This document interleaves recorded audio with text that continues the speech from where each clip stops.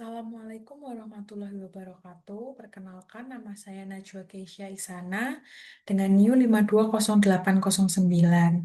Di sini saya akan mempresentasikan tentang struktur atmosfer di, di tugas mata kuliah klimatologi laut.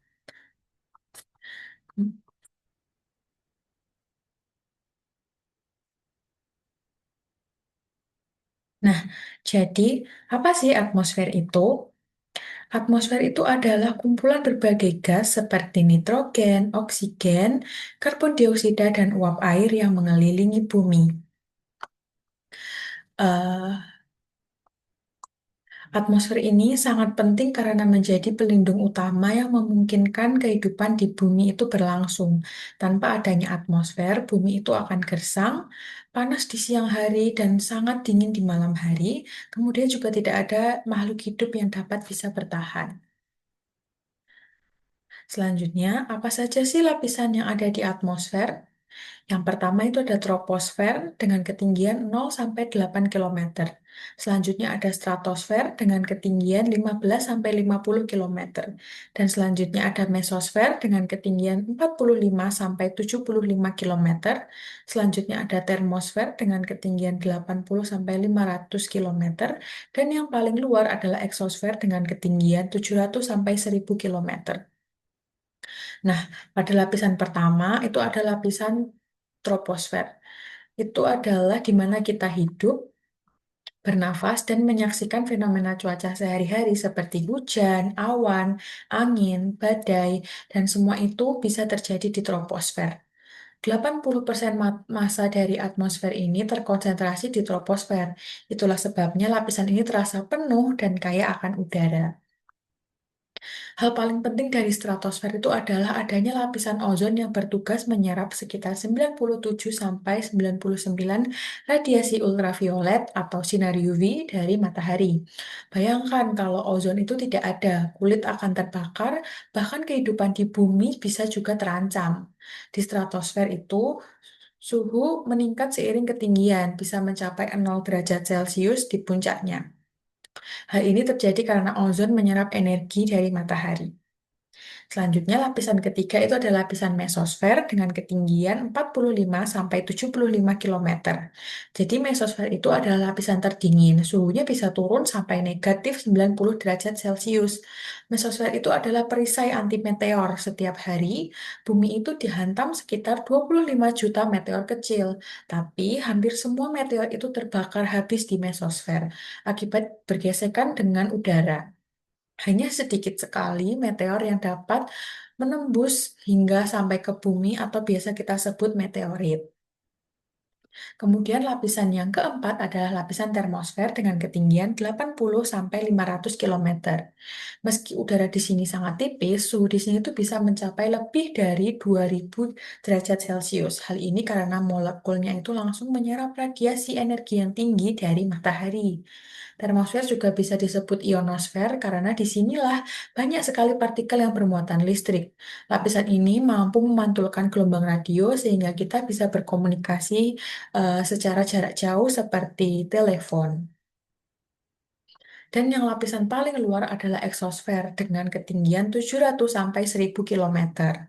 Nah, lapisan paling luar ini sangat tipis udaranya, hampir tidak ada batas yang jelas antara atmosfer dengan ruang angkasa. Gas-gas seperti hidrogen dan helium ada di sini dalam jumlah yang sangat sedikit. Karena udaranya sangat tipis, molekul itu bisa bergerak bebas hingga keluar dari atmosfer.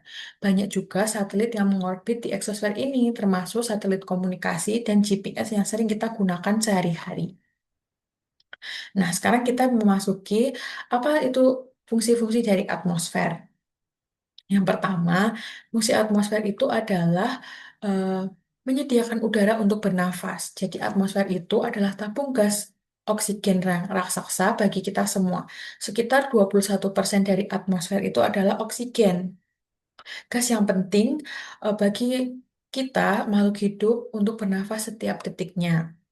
Nah, sementara itu, sisanya sekitar 78% itu adalah nitrogen, yang walaupun kita tidak hidup secara langsung, tapi tetap penting untuk menjaga keseimbangan udara di bumi. Selanjutnya, tumbuhan itu juga bergantung pada karbon dioksida dari atmosfer untuk bisa berfotosintesis karena memerlukan CO2.